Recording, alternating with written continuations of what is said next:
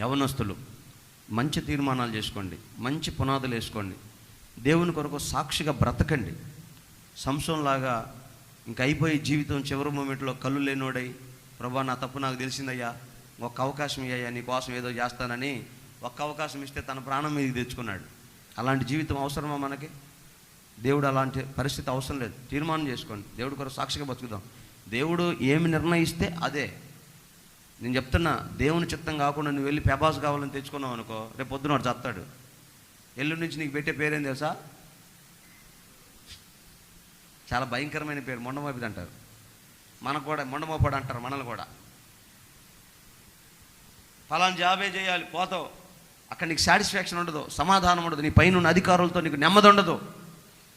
బతకలేక సావలేక ఉద్యోగాలు చేస్తూ ఆత్మహత్య చేసుకుని ఎంతమంది ప్రపంచంలో ఉన్న సంగతి అంత. తర్వాత నెల్లూరులో ఒక ఎస్ఐ రివాల్వర్తో కాల్చుకుని చచ్చిపోయాడు, సబ్ ఇన్స్పెక్టర్ ఆఫ్ పోలీస్.